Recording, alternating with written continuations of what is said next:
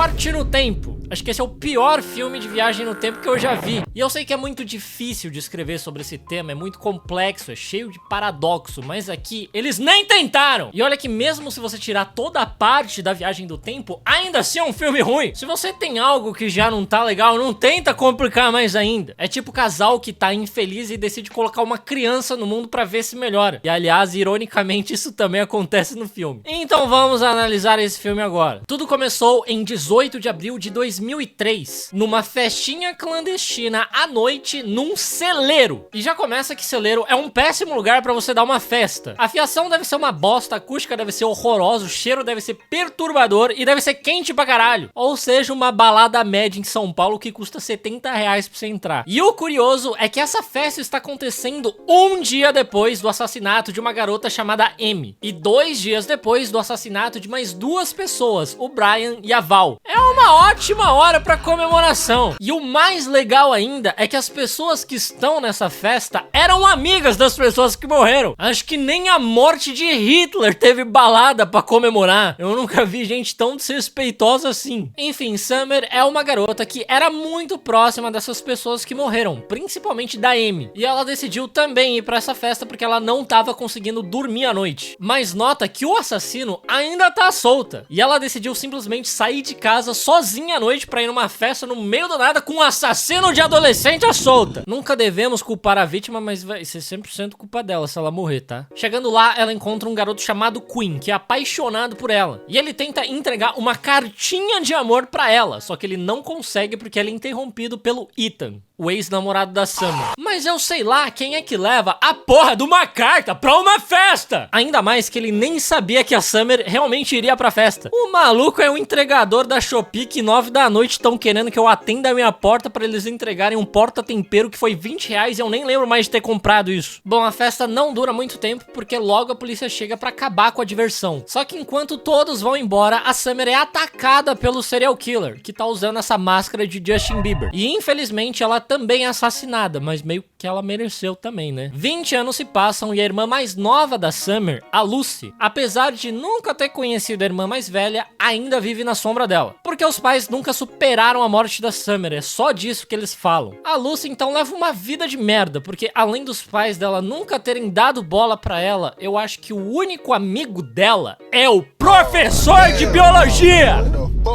Na verdade, não sei se ele é de biologia, ele é tipo professor de ciências, química, física e biologia, mas ainda assim é biologia, ele tem uma tartaruga. Cara, pode conferir, todo mundo que tem uma tartaruga gosta de biologia. Bom, mas daí a Lucy entra no quarto da Summer, que ficou preservado do jeito que era. Preservado acho que até demais, porque tá mais preservado que o meu quarto que tem gente morando nele. Só que o quarto da Summer não tem uma unidade de poeira, os pôsteres e as fotos estão novinhas. Não amarelaram, não desbotaram nem nada. Aí, por algum motivo, os pais da Summer acharam de bom tom deixar no quarto dela um recorte de uma reportagem sobre a morte dela, caso alguém tenha esquecido como ela morreu. Andando pelo quarto, a Lucy nota que tem um piso de taco solto. Ela tira esse piso e descobre várias cartas escondidas debaixo dele, porque as casas nos Estados Unidos têm esse espaço embaixo do piso, que eles chamam de crawl space. Aprendi isso no Breaking Bad, é lá que você esconde dinheiro das drogas.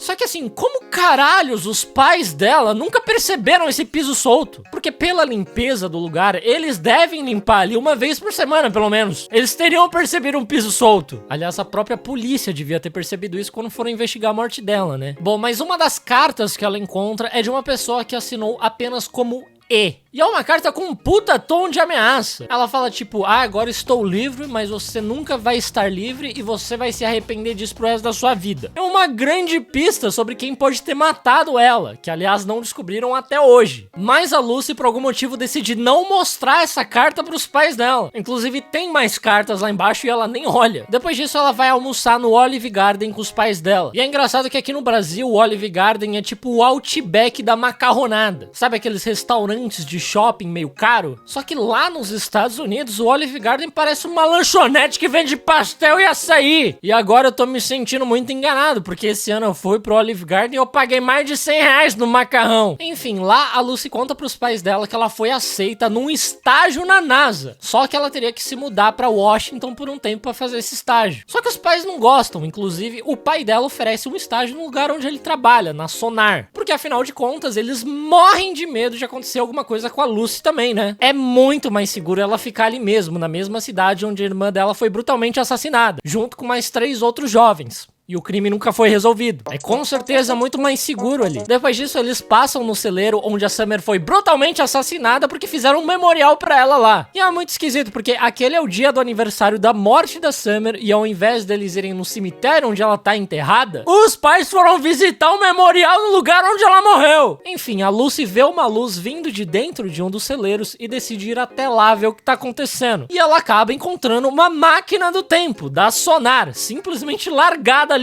Ela ativa o aparelho sem querer e é enviada pro passado, pro dia 16 de abril de 2003, 2 dias antes do assassinato da Summer. Ela imediatamente vai pra escola dela procurar o professor de biologia, mas no caminho ela acaba encontrando a Summer, Vivinha da Silva. E ela descobre que a Summer terminou um relacionamento de 2 anos com o Ethan simplesmente do nada. E como eu disse, eles nunca descobriram quem matou a Summer, mas o Ethan era um dos principais suspeitos. A Lucy pergunta pro professor de biologia o que ele acha sobre viagem no tempo e ele diz pra ela conversar com o Quinn, que é um gênio da física.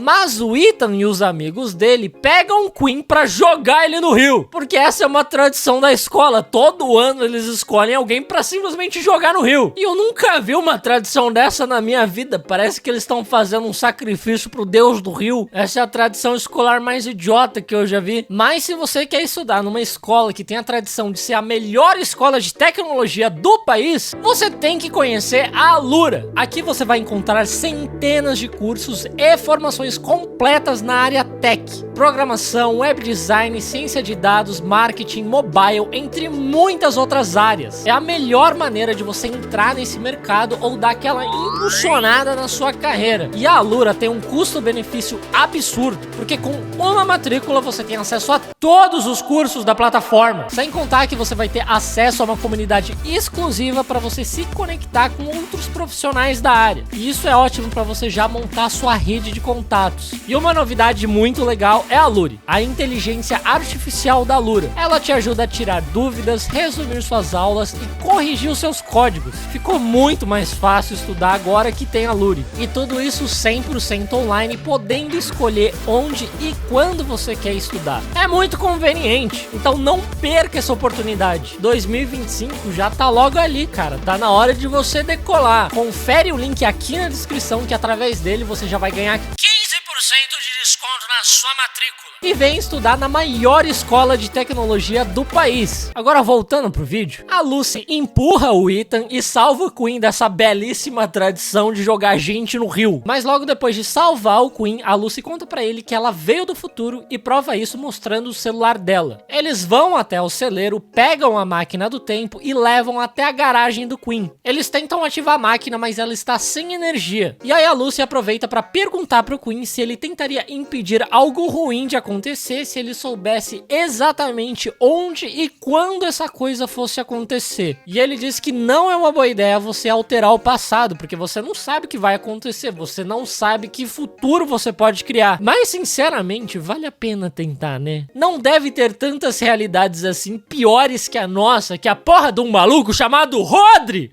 ganhou a bola de ouro esse ano. Pra você ver como esse cara é ruim, o nome dele é Rodrigo e o apelido dele nem é Rodrigo. O cara que é bom de bola e chama Rodrigo, em algum momento da vida dele, alguém vai chamar ele de Rodrigo. Mas esse cara é tão ruim que até tiraram o gol de Rodrigo, que é já pra não correr nenhum risco de chamarem ele de Rodrigo. A Lucy, então, percebendo que ela precisa voltar pro tempo dela o mais rápido possível, decide ir até a casa dela e roubar o crachá de acesso do pai dela, que trabalha na Sonar, a fim de descobrir como ativar a máquina do tempo novamente. Só que assim, ela nem sabe se naquela época eles já estavam trabalhando numa máquina do tempo, né? É tipo alguém chegar pro Mark Zuckerberg em 1990 e pedir pra ele fazer a sua ex se desbloquear no Facebook. E também não é um pouco de loucura ela achar que vai ser fácil assim ela invadir um prédio de uma empresa que tá inventando uma máquina do tempo? Mas o Quinn e a Lucy vão até a casa da Lucy, que ainda não é da Lucy porque ela ainda não nasceu. Mas é a casa da Summer e a Lucy diz que vai ajudar a Summer na lição de casa, porque a Summer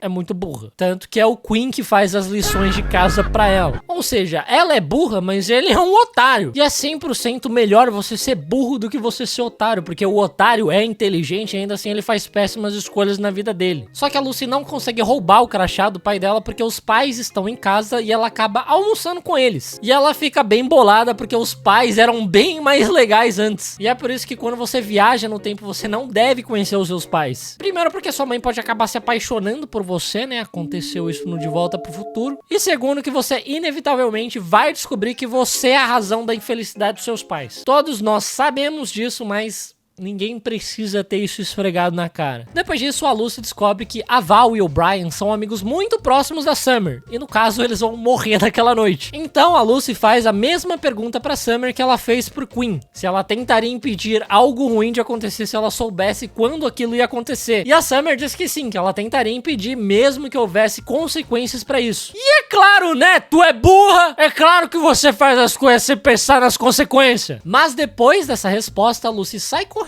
e rouba um patinete que estava convenientemente estacionado numa árvore. Ela chega no shopping onde os assassinatos vão acontecer, mas ela chega tarde demais, porque tanto o Brian como a Val acabam morrendo. Só que dessa vez, além deles, um segurança do shopping também morre. E isso não tinha acontecido na linha do tempo original. A Lucy é a viajante do tempo mais inútil do mundo, ela conseguiu piorar as coisas. No dia seguinte, logo de manhã, a Lucy tenta novamente roubar o crachá do pai dela, mas chegando lá, a Summer encontra ela e ela decide contar pra ela toda a verdade. Ela diz que veio do futuro, diz que é a irmã mais nova dela e diz que mais 2 assassinatos vão acontecer. Pra provar, ela entrega aquela carta que ela encontrou no quarto da Summer. Só que a Summer diz que ela nunca viu aquela carta na vida dela, ou seja, ela ainda não recebeu. E aí eu sei lá porque a Lucy volta pra garagem do Quinn sem roubar o crachá do pai dela. É muito burra essa desgraçada, como que ela passou na NASA? Enfim, ela volta pra garagem do Quinn e eles descobrem que eles precisam roubar antimatéria para fazer a máquina do tempo voltar a funcionar. E novamente eles estão presumindo que a Sonar já tem esse tipo de material lá com eles. E nessa hora a Summer aparece por ali porque ela acabou de receber no armário dela uma carta igualzinha àquela que a Lucy mostrou para ela. E agora ela acredita mesmo que a Lucy veio do futuro. E é engraçado que a carta não é uma prova concreta, porque não é impossível falsificar uma carta. Dá para você copiar a letra de alguém usando papel carbono. Cara, quem nunca usou papel carbono pra falsificar a assinatura dos pais pra você poder fazer uma tatuagem da Katsuki e do Botafogo? A Summer diz que quer impedir os próximos assassinatos, principalmente depois de saber que a próxima vítima é a Amy. E ela pede ajuda pro Quinn, que é convencido na hora porque ele faz tudo que ela pede. E ele mesmo tava dizendo que não pode alterar o passado. Eles vão até o Museu da Marinha, que é o local onde a Amy trabalha, onde ela vai ser assassinada. E eu sei lá porque eles colocam a galera da limpeza pra limpar as coisas de noite. Não é mais fácil limpar de manhã antes do museu abrir? Mas enfim, dessa vez eles conseguem chegar a tempo e impedir da Amy de ser assassinada. Daí a Lucy percebe que a Summer e a Amy se gostam. E foi a Amy que escreveu aquela carta em tom de ameaça. E eu não sei como se gostam ainda depois de ter recebido uma carta naquele tom, né? E aí quando a Lucy vai contar pra Summer que a Summer é a próxima vítima do serial killer, ela percebe algo que ela já deveria ter percebido antes. Que os pais dela só decidiram ter outro filho depois que a Summer morreu. E ela até pergunta pra eles pra confirmar. Ela pergunta se eles pretendem ter um segundo filho. E eles dizem que não. Ou seja, a Lucy é um tapa-buraco. Ela é a criança de tentar consertar uma relação. Então, se ela impedir que a Summer seja assassinada, os pais nunca vão ter um segundo filho e ela nunca vai ter existido. Ela explica isso pro Quinn, mas ele fica muito chateado, dizendo que ele não pode deixar a Summer simplesmente morrer. E você vai impedir isso como? Com seus 1,50 m? Você quase foi jogado no rio! A Lucy vai até a Summer e explica essa situação delicada em que basicamente as duas vão ter que decidir quem vai viver e quem vai morrer. Mas eu não sei porque que ela tá tão preocupada assim quando a solução é muito simples. Primeiro é só salvar a Summer. Daí depois a Summer de alguma forma vai ter que convencer os pais dela a fazerem o amor sem proteção. Vai ter que dar no pelo. Ou furar todas as camisinhas da casa. E aí eventualmente a Lucy pode acabar nascendo. Ou não também. Na verdade, não tem nem como isso acontecer porque a Lucy foi fertilizada in vitro. Bom, mas a Lucy decide salvar a Summer, mesmo que aquilo acabe custando a vida dela. Então ela finalmente pega o crachá do pai dela e invade o prédio da Sonar. E o Quinn vai junto com ela. E sim, eles facilmente invadem um prédio que deveria ter uma das melhores seguranças do país. Só que quando eles chegam lá, um dos seguranças foi assassinado e roubaram uma das antimatérias. Ou seja, muito provavelmente o serial killer também veio do futuro. Por sorte, tem um outro recipiente ali contendo antimatéria e a Lucy pega ele. Enquanto isso, está rolando a nossa queridíssima festinha no celeiro, onde a Summer vai literalmente pro brejo. Só que dessa vez ela tá preparada. Ela chega na festa, dá um grande beijo na Amy e sai do celeiro atraindo o assassino pra fora. Ela entra num outro celeiro e quando ela está prestes a ser assassinada, o Quinn e a Lucy atropelam o serial killer. Só que isso não mata ele e eles descobrem que o assassino é ninguém mais, ninguém menos que o Quinn do futuro.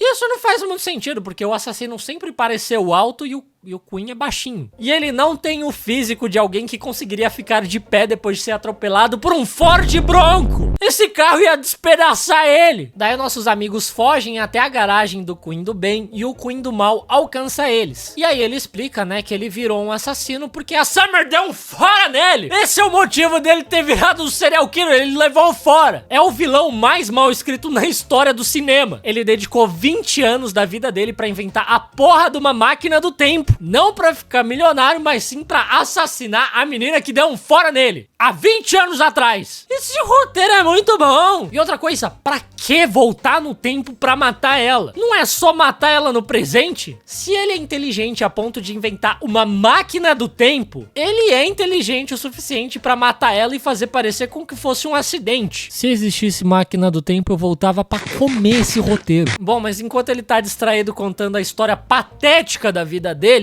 a Lucy liga a máquina do tempo, segura o Quinn do mal e arrasta os dois pro futuro. Eles vão parar num estacionamento onde eles caem na porrada e quando o Quinn vai esfaquear ela, ela se defende com um carregador de carro elétrico. E aí ele toma um puta choque. E é assim que esse idiota morre. Cara, se você vai dedicar 20 anos da sua vida pra cometer um assassinato, pelo menos leva um revólver. O maluco levou uma faquinha só. E ele não tem porte físico de alguém que se garante na faquinha. Daí ela pega a antimatéria que esse Quinn tinha roubado e decide voltar pro passado, porque agora ela quer ficar por lá mesmo. Isso não faz sentido nenhum. Não era nem pra ela existir, porque ela salvou a Summer. E ela realmente confirmou isso, porque ela foi pro presente dela, chegou nos pais dela e eles nem sabiam quem era ela. Ou seja, ela nunca nasceu. Como que ela tá aí? Mas isso a gente até releva, porque viagem no tempo não existe e qualquer um pode inventar qualquer regra sobre. O que não dá pra aceitar é que a Lucy fica no passado e lá ela também consegue um estágio na NASA. Sendo que a Lucy é indigente. Ela não tem certidão de nascimento, ela não tem RG, ela não tem CPF, ela não tem comprovante de residência, ela não tem nada. Como que a NASA ia aceitar uma pessoa dessa? Lembrando que ela está em 2003, 2 anos depois do atentado de 11 de setembro. Como que a NASA vai aceitar uma pessoa que basicamente não existe? Uma pessoa que não tem como provar que ela é uma cidadã americana. Os caras no auge da paranoia com terrorista infiltrado nos Estados Unidos. Cara, esse roteiro, ele